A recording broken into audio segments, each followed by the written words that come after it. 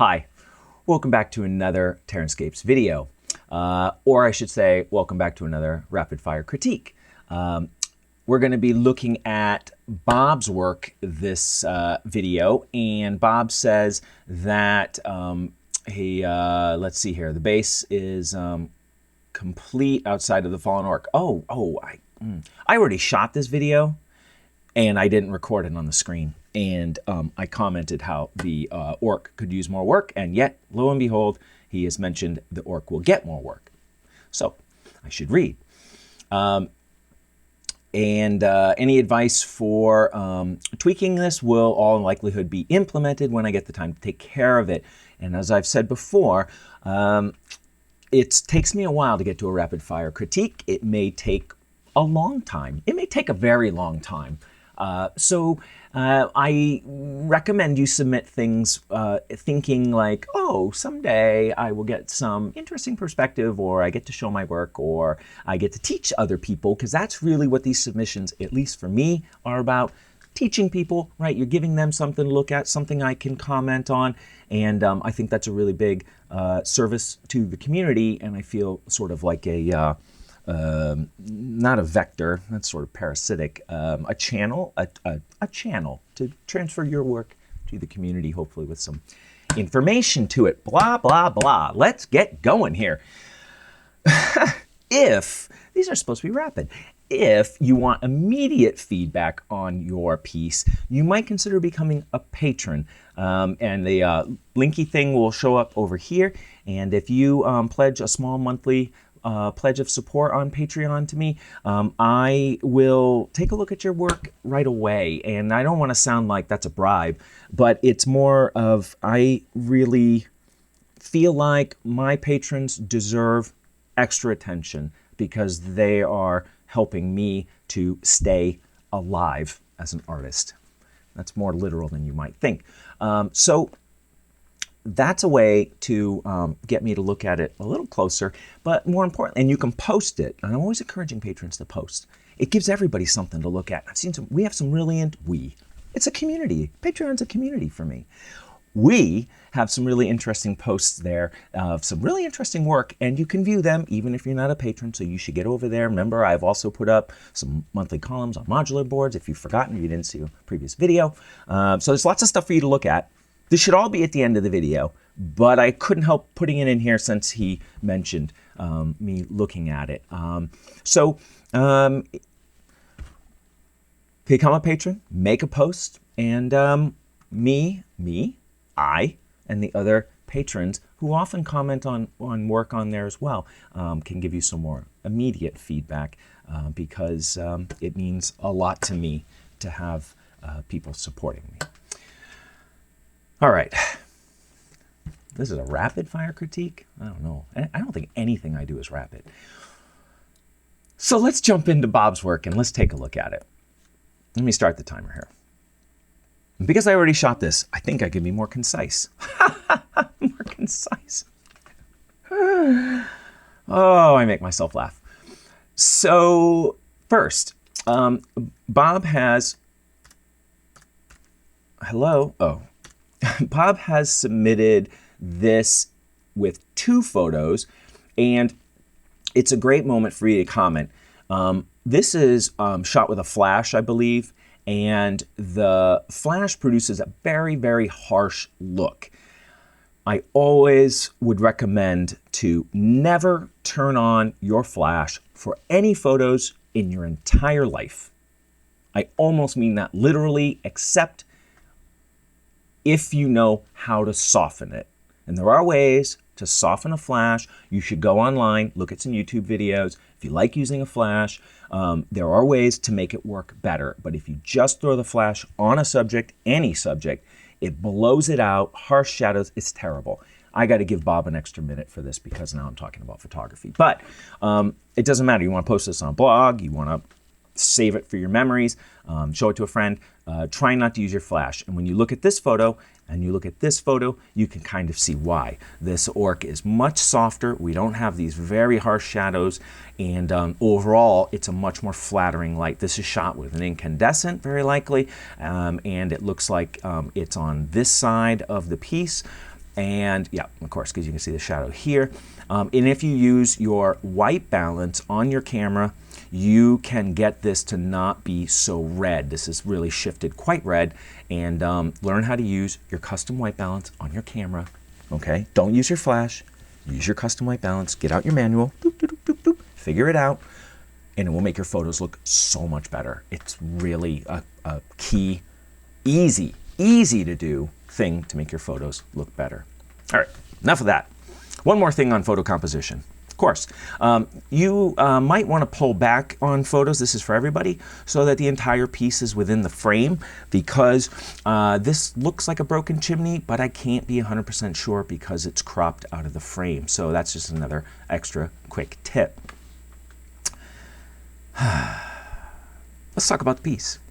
All right. When this goes over, I'm going to add a minute or two more. I'm rusty. I'm getting back in. It's been a long time since I've done one of these.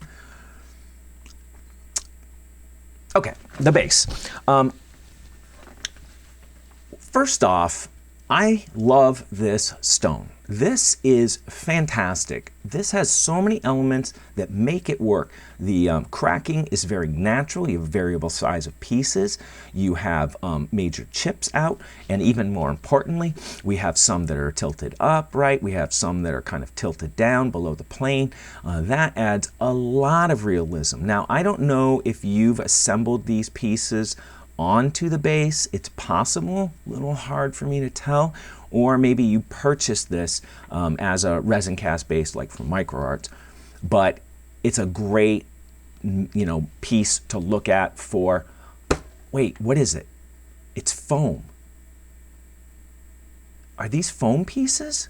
I was trying in the last video, which didn't get recorded, I was trying to understand this texture.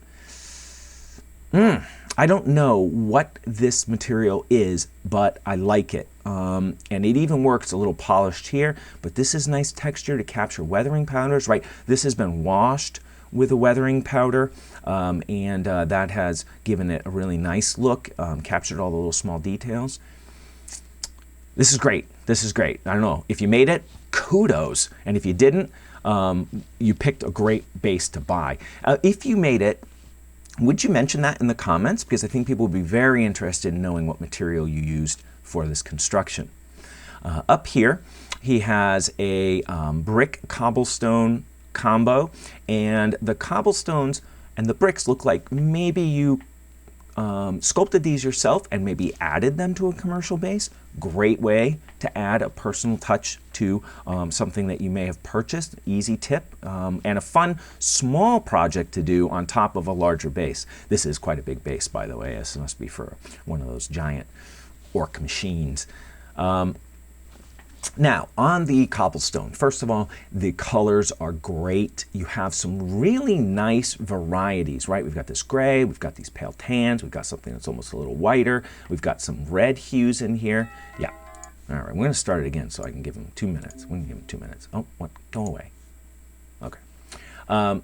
And the powder blended into this has captured something really well. And I'm wondering, I think you might have done something where you wash it with the powder, let that dry, and then go over the tops of the surfaces, maybe with your finger, maybe with a very light damp paper towel, and you can rub off the top surfaces and clean those up a little bit, right? These aren't bare, and in fact, if you look here, right, these have been left quite a bit dirtier, but this look is so nice. That's great. And that would be what I would recommend as a target for doing cobblestone with this kind of a powder or weathering.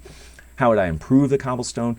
I would probably make the pattern more interesting, either by staggering them or by creating some kind of a unique pattern like a radial circle, or, look online, I've been doing this, for stone walkway patterns, and you'll see there's a lot of varieties that can look really interesting, but a simple way would just to be stagger them in rows, sort of similar to bricks, but because they're uneven in size, you can get a fair amount of variety there. Your bricks are probably the weakest point of the base, and the reason I say that is I'm going to say you sculpted these from green stuff. I'm thinking the same here. And the bricks have pretty rounded edges. And I think that is probably what breaks their illusion the most. So if you went in, after you sculpt it, hard to get a sharp edge, then take a knife and clean your edges and bring out those corners. Bring out those chips so they look a little rougher and not so soft. And that will really, really bring them to life, make them pop, as it were. And a little hard to see what's going on here. Oh, I just noticed though. I didn't see this in the first time I recorded. Ooh, I gotta wrap up. These bricks are really big, and these bricks are really small. That's something to fix. I didn't notice that before, but they don't seem to be part of this construction, but obviously they're intended to be. If they're fractured bricks and all broken up, then take off some of this. Like this looks like an entire brick with a chip. You'd want to break those up into really small pieces to make it look like bricks have been exploded by, a las cannon or whatever. And that, I think, would really help them. Oh, last thought. Running over. On the orc. Aside from painting it and finishing it, the one thing I think it needs the most is a more natural death pose. Unless he's literally in the throes of dying, which is possible, but it doesn't feel believable. Maybe. All right, personal opinion here. I would like to see him laying on the ground with his head supported on the ground, right? He's really leaned up here quite a bit. Easiest way to do this, I think, would be to cut the arm, shave the back of him so that you can lay him back, bring the shoulder back to the ground, green stuff in the arm back onto it, and you may need to also cut his waist off, and then when he rolls back, re-green stuff it to these, because the legs are well positioned, and if you roll him backwards, right, this leg is going to come off the ground, and that's not going to look right. So I would definitely change his pose, even if you're going for the, I just died, I'm just dying. You really need a diorama with somebody dealing the death blow, I think, to know that he's in the middle of dying. My opinion. I don't do dioramas with figures yet. And so I can't say, that's personal opinion. And hopefully it's taken that way. So, thank you all for joining me. I hope you found something interesting or maybe helpful here. And I just want to thank the people who have made submissions, even if I don't get to them in time, for you to gain immediate benefit from them. It's really a benefit to the community. It allows other people to see your work and allows me to sort of be a conduit to present them to the community, maybe with some tips and ideas on them. So it's a really nice thing that you've done, and all the other future rapid fire critiques and past ones, thank you. Stay tuned to the channel. I have more rapid fire critiques coming up, and hopefully you will come back to those, because I will be back soon with another TerranScapes video.